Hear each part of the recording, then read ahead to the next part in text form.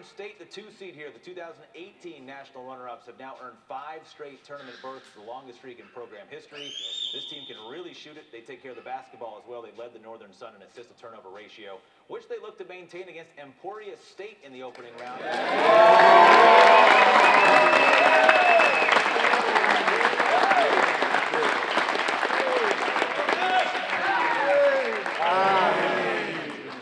Securing one of the final spots in this loaded region.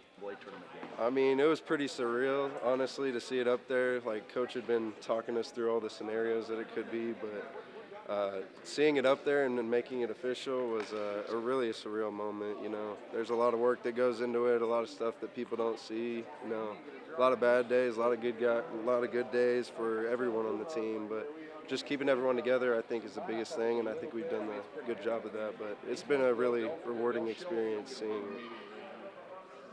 Mason, I guess obviously you're excited now. When is it, kind of get back to work and prepare for this?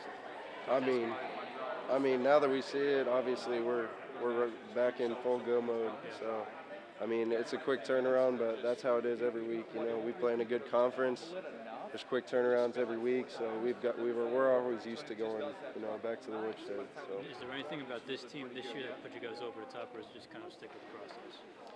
I think staying with the process is big. Obviously, with Owen and Elijah and Tay and all the other guys coming in this year, I knew we had a chance to do something special, definitely. But, obviously we lost a lot last year too, so there was a lot of questions. But I think it just goes back to our culture and how strong it is that has really propelled us to this point.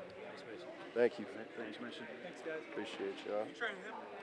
It's just you hear a lot of scenarios and a lot of different possibilities, and you just get to thinking over the last 24 hours, just wishing you could have done something different. But feels good to be where we're at now, and we feel like what we've done this year has shown that we're ready to play against the competition in the tournament. Not since 2007 has the program made the tournament. How does it feel to be part of the group that gets back there? It feels great. Ever since I got here at Emporia, it's just been building to this bigger goal, team goals, and I think everybody's been really determined this year, and it just feels good to finally see the results. Kaden, is there anything about this team this year in particular that you feel like put you guys over the top, or is it just kind of sticking with the process? I feel like it's been a huge process thing. Last year's team, we were real tight.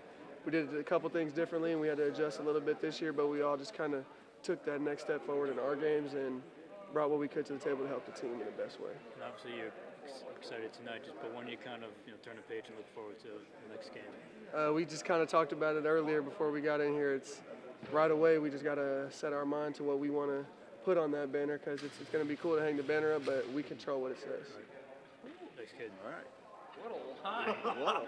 But just very raw. How's it feel?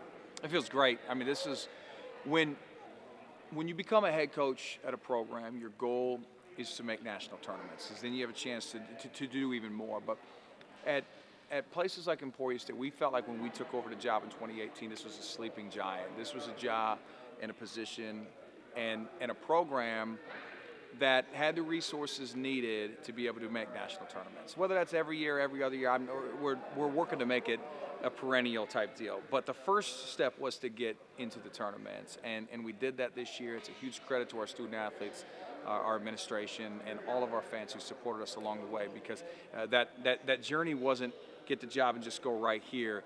It was, we took a step up right away, we took a step down, and then we slid and slid and slid, and we've gotten here. So athletics is a lot like real life. The journey isn't flush. There's going to be adversity along the way, but that's when you learn about yourself. And our guys have showed everybody who they are this year, and we're really proud of them, and there's still more to prove. What's the last 24 hours been like? Well, we kept crunching the numbers. Watching that Fort Hays Central Oklahoma game was absolute torture, knowing that if Fort Hays would have, and they were a really good team, if they would have won that game, those numbers could have flipped. And so for us, we did the things that we could do to put us in the best position. And then it was out of our hands at that point. Once those game numbers came through, we saw the performance indicator, the RPI. We knew the numbers lined up to put us in the position that we're in right now, so we were very happy. So the last 24 hours were really good. Watching the Fort Hays State Central Oklahoma game, that was absolute torture. Coach, you knew what you lost last year. You didn't know what to expect coming in this year. Just kind of what does it say about this group of players that you got to this point this year?